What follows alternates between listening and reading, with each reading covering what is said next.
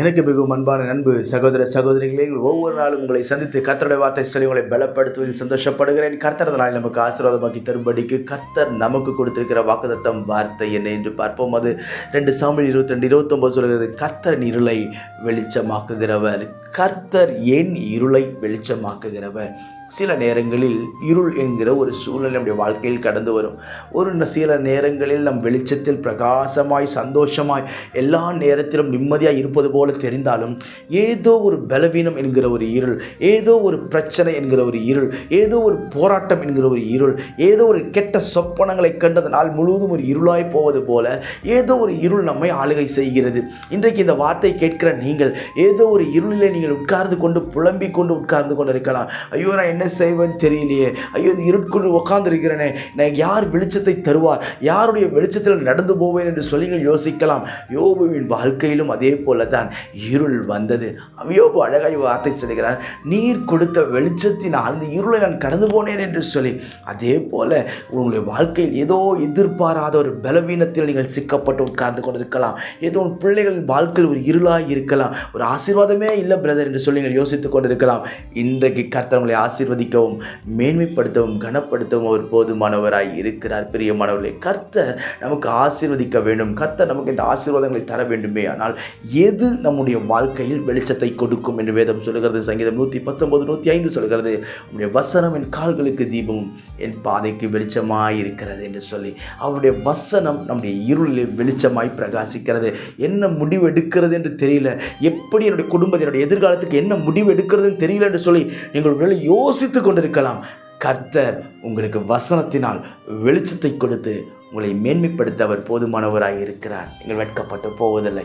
நான் உங்களுக்காய் ஜெபிக்கட்டும். பரலோக பிதாவே, இந்த வார்த்தையெல்லாம் கேட்கிற நண்பு சகோதர சகோதரி ஒவ்வொருவருக்காக ஜெபிக்கிறேன். எந்த மனுஷனையும் மேன்மைப்படுத்த கனப்படுத்த உடைய கருத்தினால் ஆகும்ப்பா. என் பிள்ளைகளுக்கு முன்பாக இருக்கிற எல்லா இருளையும் கர்த்தரை வெளிச்சமாய் மாற்றுவீராக. கனப்படுத்தி நிறுத்தும். இந்த நாளிலும் கர்த்தர் நீர் உடைய வெளிச்சத்தை உதிக்க பண்ணும்படிக்க நான் ஜெபிக்கிறேன். மகிமையான தெய்வம், மகிமையான காரியங்களை செய்வீராக ராஜா. ஆண்டவரே, வெளிச்சம் ஒவ்வொருடைய வாழ்க்கையிலும் இறங்கி வரட்டும். தெய்வீக கரம் ஒவ்வொருவரையும் ஆளுகை செய்யட்டும். மகிமையான தெய்வம் மகிமையான காரியங்களை செய்யும்படிக்க நான் ஜெபிக்கிறேன். கிருபை மேல் கிருபை பெருகுவதாக நான் ஜெபிக்கிறேன். ஆண்டவரே, தடைகள் விலகட்டும். உடைய வார்த்தையின் வெளிச்சத்தினால் பிள்ளைகள் எல்லா சூழ்நிலையும் கடந்து போக கிருபை தாரும். தாழ்த்தி ஒப்புகிறேன். இயேசுவினால் ஜெபிக்கிறேன் ஜீவனுள்ள பிதாவே. ஆமென். God bless you. எனக்கு மிகவும் பிரியமான என் அன்பு சகோதர சகோதரிகளின் ஒவ்வொருவரையும் சந்திப்பதில் அதிக மகிழ்ச்சி அடைகிறேன். வெகு நாள் காத்திருப்பு இருதயத்தை இளைக்க பண்ணும், விரும்பினது வரும்பொழுதோ ஜீவ விருட்சம் போல் இருக்கும் என்று கர்த்தருடைய வார்த்தை சொல்லுகிறது. கடந்த சில வருடங்களாகவே நமக்கு ஒரு ஆராதனை செய்வதற்கு ஒரு இடம் வேண்டும் என்று சொல்லி நாம் ஜெபித்து கொண்டிருந்தோம். அநேக இடத்தில் சொல்லி வைத்திருந்தேன், கேட்டுக்கொண்டிருந்தோம், அங்குமிங்குமாய் அலைந்து கொண்டிருந்தோம். ஆனால் சரியாக இடம் அமையவில்லை. ஆனால் இன்றைக்கு கர்த்தர் கிருபையாய் நமக்கு ஆராதிக்கும்படி நல்ல இடத்தை கொடுத்திருக்கிறார். இதுவரை நான் எதிர்பார்க்கவே இல்லை.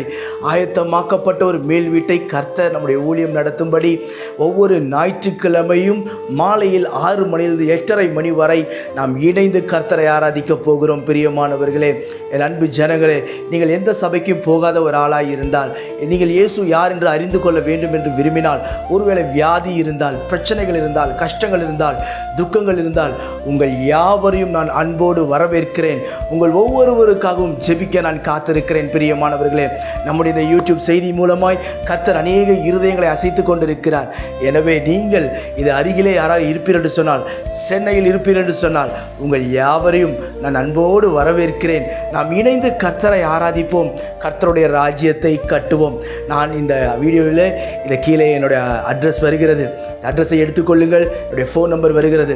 இன்னும் உங்களுக்கு ஏதாவது டீட்டெயில்ஸ் வேண்டும், இதோடைய காண்டாக்ட் பண்ண உங்களுக்கு ஏதாவது டீட்டெயில்ஸ் வேண்டும் என்று சொன்னால் நீங்கள் தயவாய் தொடர்பு கொள்ளுங்கள்.